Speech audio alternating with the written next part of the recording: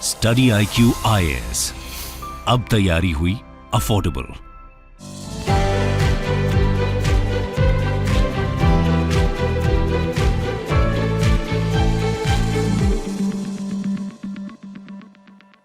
नमस्कार दोस्तों, आज हम चर्चा करेंगे कि किस तरीके से रशियन ऑयल के अंदर भारत चाइना को बीट करता जा रहा है। अगर आप हेडलाइंस देखोगे पिछले 2 दिनों से लगातार सुनने में आ रहा है कि India is new major player in Russian oil market once dominated by China. यहां पर भी आप देख सकते हो, ब्लूमबर्ग का आर्टिकल है, इंडिया बर्स्ट इनटू की Russian oil market challenging China. तो हो क्या रहा है एग्जैक्टली कौन से ऑयल मार्केट की बात कर रहे हैं, क्योंकि आपको समझना है जब हम रशिया की बात करते हैं तो एक काफी बड़ा देश आपको देखने को मिलता है।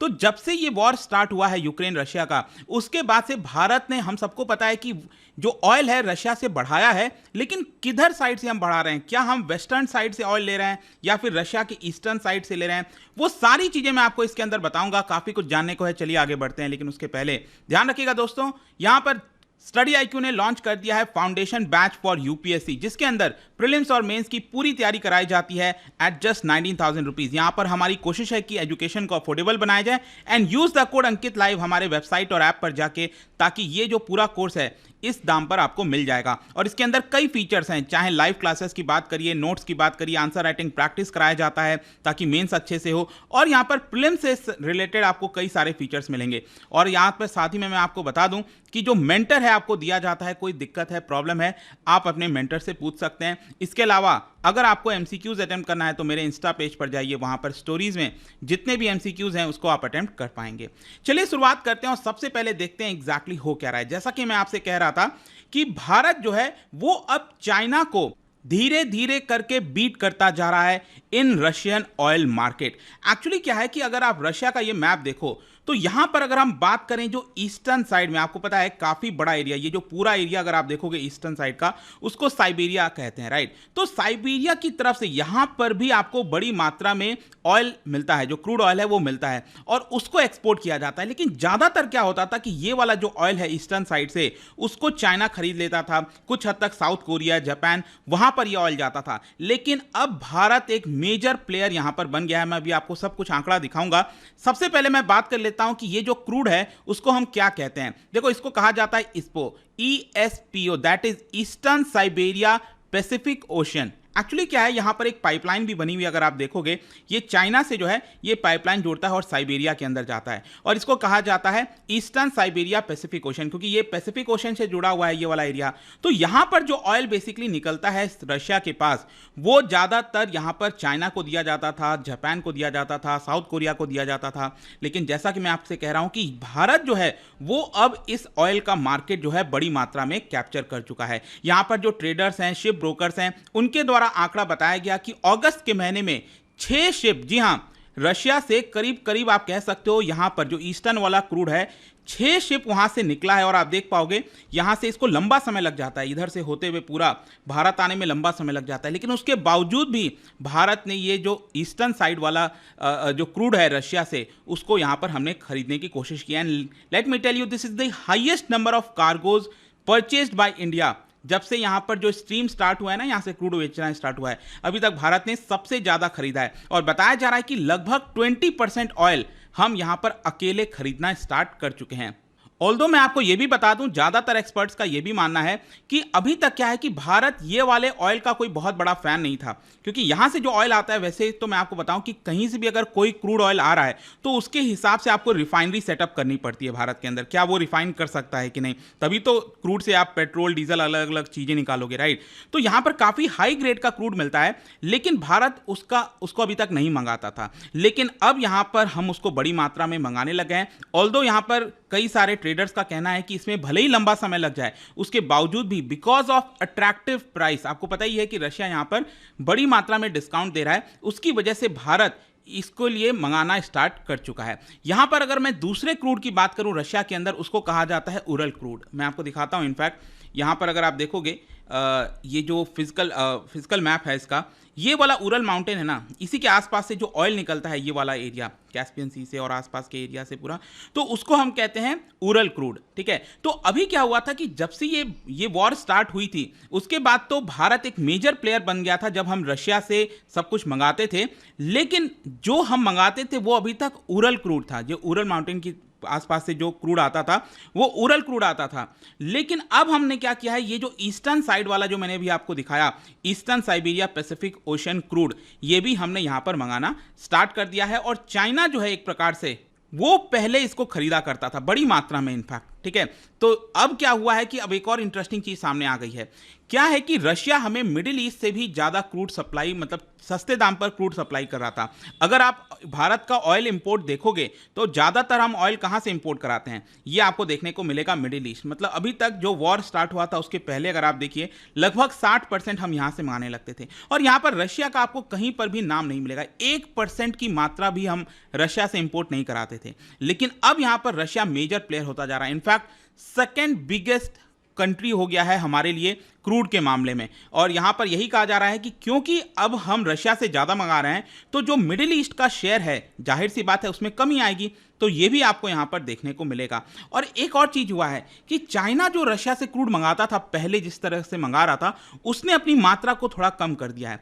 तो ईस्टर्न साइबेरिया पैसिफिक ओशन वाला क्रूड है वो चाइना ने क्योंकि थोड़ा सा कम मंगाया, जैसे ही कम मंगाया वो यहां पर फ्री हो गया वो वाला क्रूड, और उसको भारत के मार्केट ने यहां पर कैप्चर कर लिया है। इनफैक्ट यहां पर एक बहुत ही अच्छा चार्ट है, ये भी आप देख सकते हो। ये एक्चुअली जनवरी के महीने से दिखा रहा है, इसी साल के महीने का पूरा दिखा रहा है, जुलाई 15 तक।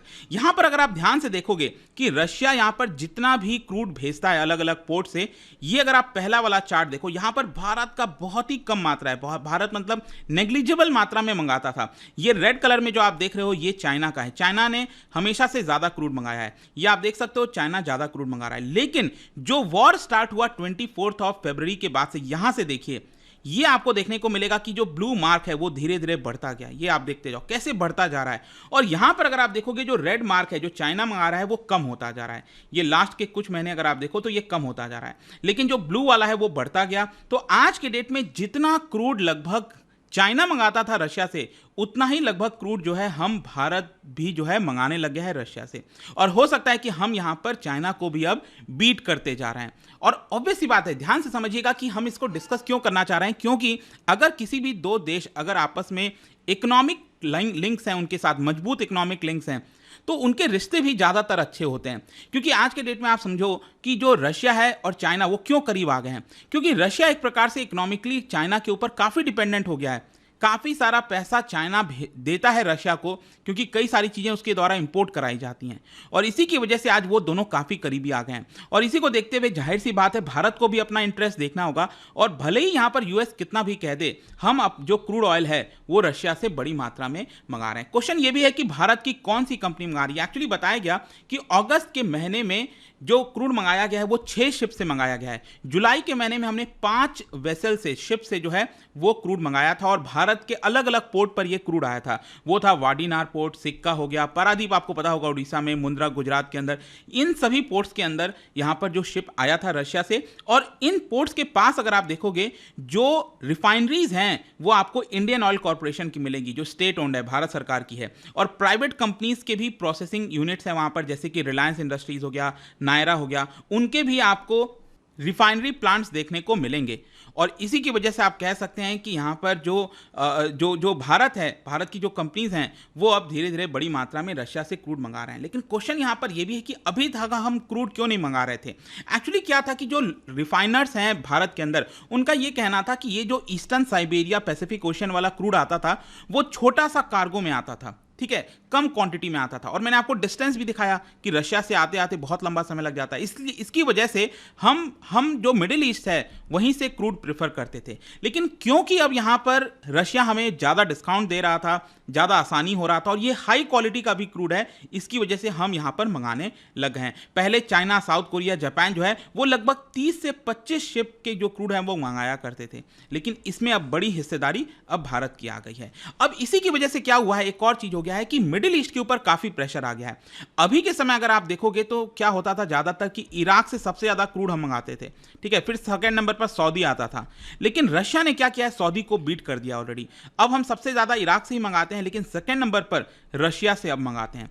तो इराक को भी डर लग रहा था कि क्या हम इराक से अब कम क्रूड मंगाए देंगे। इसी को देखते हुए इराक ने भी यहां पर भारत को अब डिस्काउंट देना स्टार्ट कर दिया। जी हां, इराक को भी डिस्काउंट देना स्टार्ट कर दिया। एंड ये ग्राफ में आप देख सकते हो किस तरह से क्लियरली जो है रशिया से अब हम ज्यादा क्रूड मंगा रहे हैं। ब्लू वाला बेसिकली यहां पर सऊदी अरब को दिखा रहा है, मतलब सऊदी अरब कितना प्राइस चार्ज करता है, ये प्राइस को दिखा रहा है। और यहां पर आप देख सकते हो कि रशिया कितना प्राइस चार्ज करता है। लेकिन क्योंकि अब रशिया का प्राइस कम हो गया, इसी को देखते हुए आप ये व्हाइट कलर वाला लाइन देखिए, यहां पर इराक ने भी भारी डिस्काउंट देना भारत को स्टार्ट कर दिया है, क्योंकि इराक को डर है कि कहीं भारत जो है वो पूरा और ज्यादा ऑयल रशिया से ना मंगाने लगे और रशिया टॉप कंट्री ना बन जाए भारत के लिए, ठीक है। तो ये सब कुछ देखने को मिलेगा। और ओवरऑल आप लास्ट में मैं ये भी बताऊंगा कि यूएसए जो है वो काफी प्रेशर डाल रहा है। देखो यूएसए का प्लान क्या है, एक बड़ा प्लान है यूएसए का ये कहना है कि आप रशिया के क्रूड के ऊपर एक प्राइस कैप लगा दो। मतलब कि यूएस चाहता है कि मान लो कि आप जो भी क्रूड खरीदोगे रशिया से वो $50 पर बैरल से ज्यादा का नहीं खरीदोगे, ठीक है। अभी वैसे कितना है, अभी मान लो 70 है, 80 है, जो भी डिस्काउंट के बाद जो हमें मिल रहा है $80 है मान लो। लेकिन यूएस चाहता है कि एक प्राइस कैप लगा दिया जाए। क्यों चाहता है यूएसए? क्योंकि यूएसए चाहता है कि यहां पर रशिया को बेनिफिट ना हो, प्रॉफिट ना हो। क्योंकि क्रूड ऑयल निकालने में आपको प्राइस पे करना होता है ना, इतना आसान थोड़ी होता है। क्रूड आप निकालते हो तो उसके लिए पूरा टाइम लगता है, पैसा लगता है। तो जितना लगता है उससे कम दाम पर आप रशिया से मंगाओ ताकि रशिया को नुकसान हो, ऐसा यूएसए चाहता है। और इसको लेकर यूएसए के अंदर अब मीटिंग भी होगी कि भारत जो क्रूड मंगा रहा है उसका क्या करना चाहिए, क्या भारत के ऊपर प्रेशर डालना चाहिए। खैर जो भी कुछ है, भारत ने तो क्लियरली कह दिया है कि हमारे ऊपर सैंक्शंस नहीं है, कुछ भी नहीं है, हम यहाँ से क्रूड लगातार मंगाते रहेंगे। अभी आपको पता होगा भारत की जो आर्मी है वो एक मिलिट्री एक्सरसाइज करने गई है रशिया के अंदर, जहां पर चाइना भी आया हुआ है, उसको लेकर भी यूएस ने कंसर्न जताया है। खैर जो भी कुछ है, आई होप कि इस वीडियो के माध्यम से आपको सब कुछ समझ में आ गया होगा कि यहां पर किस तरह से भारत चाइना को पीछे छोड़ता जा रहा है इन रशियन ऑयल मार्केट। जाने से पहले एक इंटरेस्टिंग क्वेश्चन क्या बता सकते हैं, आपने सुना होगा कोर सेक्टर के बारे में। जो इंडस्ट्रीज होती हैं, सेक्टर्स होते हैं देश के अंदर, उसमें 8 कोर सेक्टर होता है। इसमें से आपको बताना है इन 4 में से कौन सा कोर सेक्टर में नहीं आता है। इसका राइट आंसर आपको पता ही है, मेरे इंस्टाग्राम पर तो मिलेगा ही, वहां पर अगर आप नहीं हो कोई बात नहीं, टेलीग्राम से भी ले सकते हैं इसका सही उत्तर। मैं कई सारे जो एमसीक्यूज हैं वो यहां पर स्टोरीज में डालता रहता हूं। बाकी अगर आपको पीडीएफ चाहिए तो टेलीग्राम पर आइए, अलग अलग सोशल मीडिया पर आप जुड़ पाओगे। और जैसा मैंने बताया, यूपीएससी की तैयारी अब आप स्टार्ट कर सकते हैं by using the code Ankit live, ताकि यहां पर आपको मैक्सिमम डिस्काउंट मिल सके। आई होप कि वीडियो आपको पसंद आया होगा। मिलता हूं आपसे next time, till then thank you very much, see you soon. Study IQ IAS, अब तैयारी हुई अफोर्डेबल।